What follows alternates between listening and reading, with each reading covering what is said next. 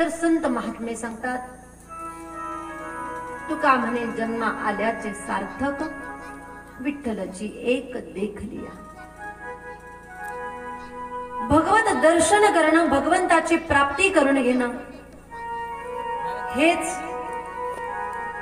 जीवनाचं मुख्य कार्य आहे. हे आपलं मुख्य कर्तव्य आहे. आणि भगवंताची जर प्राप्ती करून घ्यायची असेल तर त्यासाठी पहिली पायरी आहे सत्संग. सत्संगाने काय होतंय? भगवान परमात्मा कुठे आहेत? भगवान परमात्मा कसे आहेत? भक्ती का करायची आहे?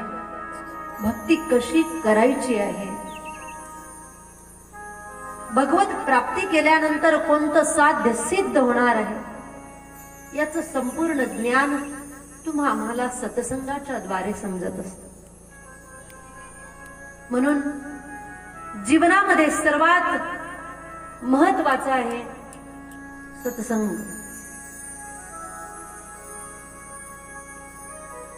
भवसागरातून तरुण जाण्याचा सोपा उपाय आहे सत्संग. जर जीवनातून सत्संग खंडित झाला, सत्संगाचा प्रवाह आपल्यापर्यंत येणं बंद झालं, तर एखाद्या साधकाची जी स्थिती असते ती स्थितीतून तो पदच्युतही होऊ शकतो. जी भगवत भेटीची तळमळ आहे, जी अवस्था आहे, त्या अवस्थेतून जीवात्मा पदच्युत होऊ शकतो. भगवत भक्तीची ओढ, आस्था अंतःकरणातून कमी होऊ शकते. पण जर जीवनामध्ये नेहमी सत्संगाचा प्रवाह चालू असेल तर ही ओढ, ही भक्तीची अवस्था, मुमुक्षुत्वाची इच्छा, भगवत प्राप्तीची इच्छा ही नेहमी जागृत असते. सत्संग तुम्हा आम्हाला जाग ठेवण्याचं कार्य करतोय.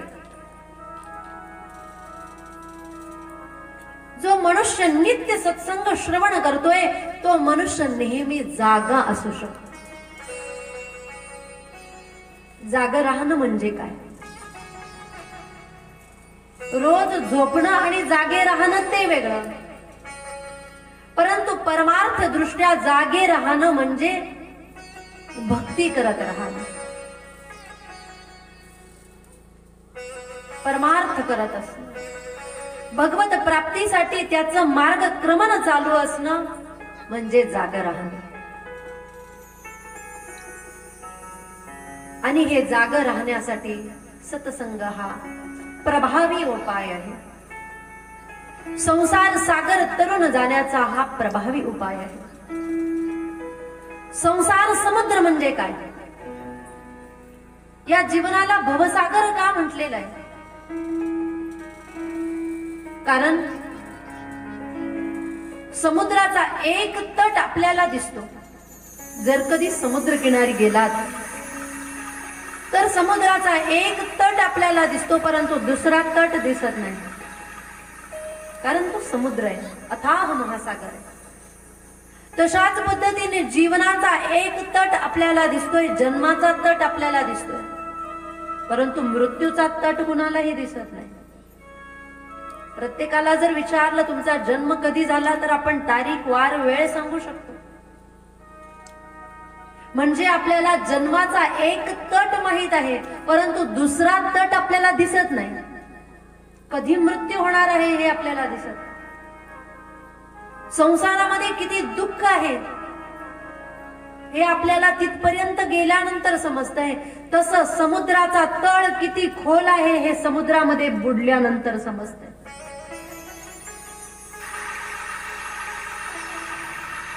हा संसार महासागरामध्ये ही आपली जीवनाची नाव ज्या वेळेस आपण चालवतोय त्यावेळेस त्या नौकेमध्ये अधांतरित राहत असताना भगवंताच्या आधारावर आपण जगत असताना हा भगवान परमात्माच असा आहे जो आपल्याला पहिलं तीरापर्यंत पोहोचवू शकतो. त्याच्या व्यतिरिक्त पहिलं तीरावर पोहोचवणारं कोणीच नाही. कारण समुद्र तरणं कठीण आहे, तसं या देहामध्ये श्वास नेहमी चालू राहणंही कठीण आहे.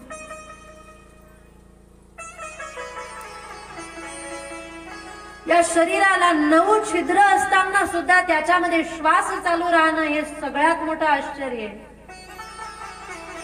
झोपलेल्या अवस्थेमध्ये असताना आपल्याला माहित नसतं श्वास चालू आहे की गेलेले आहे. पहाटे उठल्यानंतर समजतं, ज्या अर्थी मी पहाटे जागा झालोय त्या अर्थी माझे रात्रभर श्वास चालू होते. म्हणजे भगवंताची कृपा आपल्यासोबत कार्य करते आणि त्याचीच प्राप्ती करून घेणं हे फार महत्वाचं आहे. आणि त्याच भगवंताच्या प्राप्ती करण्यासाठी ही कथा आहे. कथा दर्पण आहे. दर्पण म्हणजे आरसा. कथा काय करते? ही कथा श्रवण करत असताना, रामचरित मानस रामचरित्र श्रवण करत असताना वेळोवेळी रामप्रभूंची मर्यादा दिसते. आणि ती मर्यादा श्रवण करत असताना आपल्याला आपलं दर्पण दिसतंय की मी कुठे, माझं चरित्र रामासारखं असू शकतं का? तसं चरित्र करण्यासाठी मी काय केलं पाहिजे? आरसा कधीही मनुष्याला खोटं स्वरूप दाखवत नाही. आरसा मनुष्याला नेहमी आहे तेच स्वरूप दाखवतो. त्याच्यामध्ये कोणताही वशिला चालत नाही. एका म्हाताऱ्या आजीने यात्रेत गेल्यानंतर आरसा खरेदी करण्यासाठी दुकानासमोर उभी राहिली आरशाच्या. आणि आरशाच्या दुकानासमोर उभी राहिल्यानंतर त्या आजीने एक आरसा हातामध्ये घेतला, त्याच्यामध्ये चेहरा बघितला. चेहरा बघितल्यानंतर त्या आजीने दुकानदाराला सांगितलं, याच्यापेक्षा भारी आरसा नाही का? हा आरसा कितीचा आहे? दुकानदाराने सांगितलं, हा आरसा 200 रुपयाचा आहे. याच्यापेक्षाही भारी आरसा आहे. दुसरा आरसा दिला, हा कितीचा आहे? म्हटले, हा 500 रुपयाचा आहे. तोही आरसा हातामध्ये घेतला. आजीने त्याही आरशामध्ये मुख बघितलं, चेहरा बघितला. पुन्हा विचारलं, यापेक्षा भारी आरसा नाही का? तिसरा आरसा दाखवला. म्हटले, हा 700 रुपयाचा आरसा आहे, एकदम भारी क्वालिटीचा, जाड काच आहे. आजीने तोही आरसा हातामध्ये घेतला, त्याच्यातही मुख बघितलं आणि चेहरा बघितल्यानंतर आजीचा चेहरा अजून उतरला. म्हटले, याच्यापेक्षा भारी आरसा नाही का? दुकानदाराने विचारलं, आजी नेमकी तुम्हाला कसा आरसा पाहिजे? छोटा हवाय की मोठा की डिझाईनचा? नेमकी कसा आरसा पाहिजे? आजीने सांगितलं, याच यात्रेमध्ये मी 10-15 वर्षापूर्वी आले होते. 25 वर्षापासून येते आणि तुमच्याच दुकानातून आरसा नेते. गेल्या 10-15 वर्षापासून या यात्रेला येणं झालं नाही. विचार केला की इथूनच नवीन आरसा न्यायचा, परंतु 20-25 वर्षापूर्वी जसा माझा चेहरा दिवस दिसत होता तसा आता का दिसत नाही? म्हणून मला भारी आरसा. किती भारी आरसा आजीने घेतला म्हणजे त्या आरशामधला चेहरा बदलून दिसेल. कितीही भारी आरसा घेतला तरी सुद्धा त्याच्यामधला चेहरा जो आहे, जो ओरिजिनल चेहरा आहे, जसा आहे तसाच आरसा आपल्याला चेहरा दाखवणार. तशा पद्धतीने कथा दर्पण आहे. रामकथा दर्पण आहे.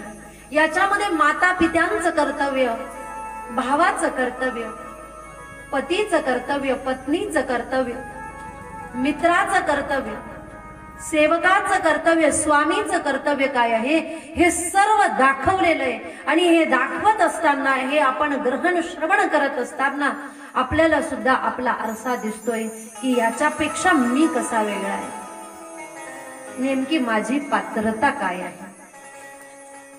म्हणून कथा दर्पण आहे. याच्यातून आपल्याला जीवनाचं मानवता शिकायची. या रामकथेमध्ये प्रवेश करत असताना भगवान भोलेनाथ देवी पार्वतीला रामचंद्रजींच्या अवताराचे कारण सांगताय। देवी पार्वतीने 14 प्रश्न विचारलेले आहेत। राम कुठे आहेत, कसे आहेत, त्यांचा जन्म कुठे झालेला आहे, त्यांचा सीतेबरोबर विवाह कसा झाला, अहिल्या उद्धार कसा झाला, सीताहरण कसं झालं, सुग्रीव आणि हनुमानजींची भेट कुठे केव्हा झाली, लंकेपर्यंत कसे पोहोचले, रावणाशी युद्ध त्यांनी कसं केलं। 14 प्रश्न विचारलेले आणि त्याचे उत्तर भगवान भोलेनाथ देतायत आणि म्हणतायत की देवी माझे भगवान परमात्मा निर्गुण निराकार आहेत, ते सगुण साकार बनून अवतार धारण करतायत, पण सगुणामध्ये आणि निर्गुणामध्ये काहीही भेद नाही। सगुणही अगुणही नाही कछु भेदा। सगुण आणि निर्गुणामध्ये कोणत्याही प्रकारचा भेद नाही, दोघही सारखे आहेत। आणि असे माझे भगवान परमात्मा अमंगलाचा नाश करून जीवनाचं मंगल करणारे आहे। मंगल भवन अमंगलहारी द्रवहु सुदशरथ अजीर विहारी। असे माझे भगवान परमात्मा जे आहेत ते या पृथ्वी तलावर का अवतार धारण करतात, रामचंद्र प्रभू का अवतार धारण करतात। भगवान भोलेनाथ देवी भवानीला सांगतायत जब जब होई धर्म कई हानि, बाढ़ी असुर अनम अभिमानी। राम सिया राम सिया राम रे राम, राम सिया राम सिया राम रे राम। करही अनीति जाई नहीं धरनी, सीधहि विप्र बिनु सुर धरनी। राम सिया राम रे राम, राम सिया राम रे राम। तब तब बुधरि विविध शरीरा, हरहि कृपा निधि सज्जन कीरा। राम सिया राम रे राम, राम सिया राम रे राम।